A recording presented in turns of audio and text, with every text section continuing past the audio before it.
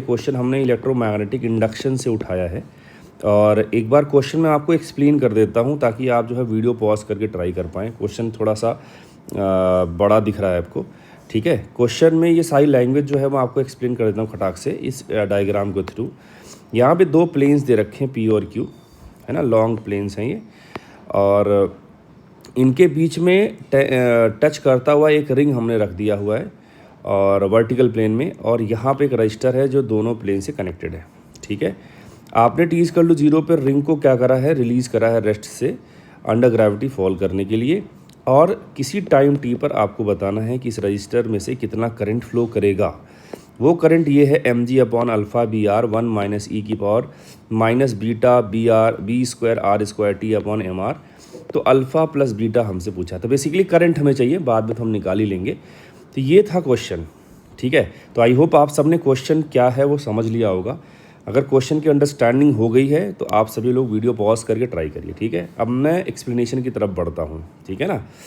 चलिए, तो एक्सप्लेनेशन क्या है वो देखते हैं हम लोग कि जब वो मूव करेगा, जब ये रिंग आपकी मूव करेगी, एक बार देखो, ये रिंग अगर नीचे जाएगी तो आपको पता है कि यहाँ पर ये जो रिंग है, रिंग का जो हर एक पार्ट है वो मैग्नेटिक फील्ड लाइंस को कट करता हुआ जा रहा है, तो ईएमएफ इंड्यूस हो जाएगा इस रिंग में, सही बात है, ओके।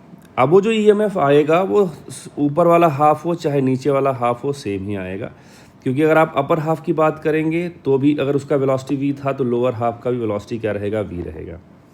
इसमें अगर ईएमएफ ई है तो इसमें भी ईएमएफ ई है, क्योंकि इनका इफेक्टिव लेंथ दोनों का ही 2r है। क्योंकि आपको पढ़ाया गया होगा कि अगर आपका यूनिफॉर्म मैग्नेटिक फील्ड है तो आप ईएमएफ इस तरीके से लिख सकते हैं, v×b डॉट एल इफेक्टिव।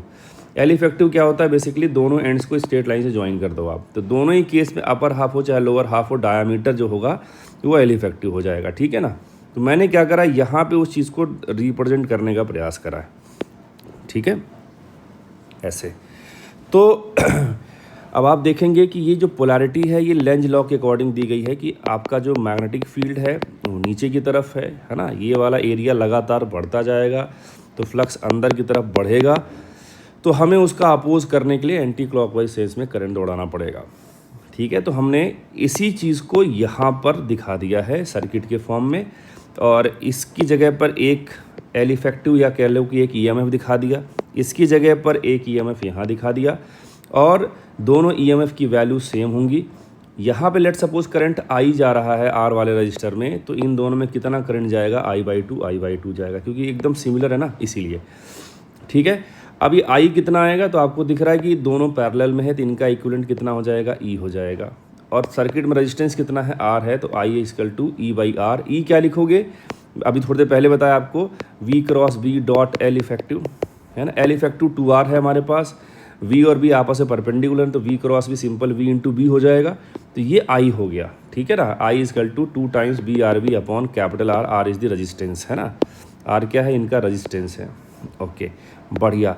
अब हमने कहा देखो अपर हाफ को देखोगे तो जो करंट जा रहा है I/2 जा रहा है, उसमें FM जो लगेगा ऊपर लगेगा। आप IL×B से कर सकते हैं, IL इधर है, B अंदर है, तो IL×B अगर आप करेंगे तो ऊपर मिलेगा।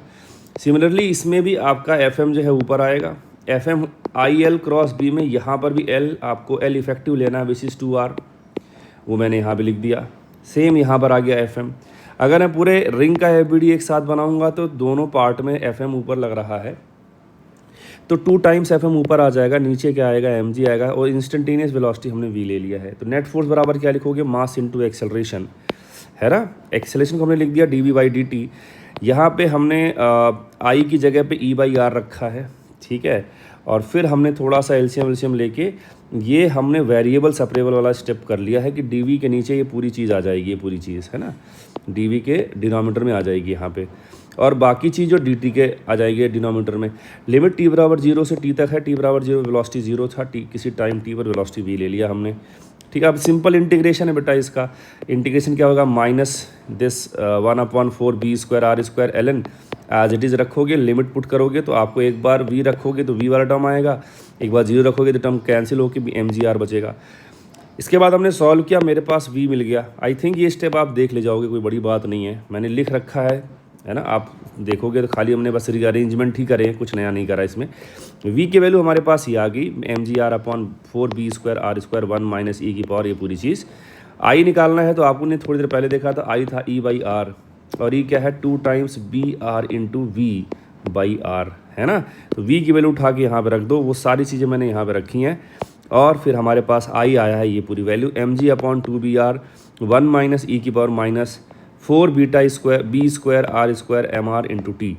अगर आप उस एक्सप्रेशन से जो दे रखा था क्वेश्चन में, यहाँ पे इस एक्सप्रेशन जो कहाँ गया, यहाँ से कंपेयर करेंगे, हमारे पास अल्फ़ा 2 आ रहा है और बीटा हमारे पास 4 आ रहा है, तो अल्फ़ा प्लस बीटा आ जाएगा। बोलो एक बार और देखो इसको ढंग से देखो। तो अगर आप नीचे आप चलोगे ना हमारे सोल्यूशन में, इस अल्फ़ा की जगह पे देखना अभी क्या लिखा है और बीटा की जगह पे क्या लिखा है। आओ देखते हैं एक बार और। अल्फ़ा की जगह पे हमारे पास लिखा है 2, बीटा की जगह पे लिखा है हमारे पास 4, तो अल्फ़ा प्लस बीटा कितना हो जाएगा, 2 + 4 6 हो जाएगा। ठीक है, तो आई होप ये सोल्यूशन आपको समझ में आया होगा, है ना। मिलते हैं नेक्स्ट वीडियो में, तब तक के लिए बाय बाय, सी यू, जय श्री राम।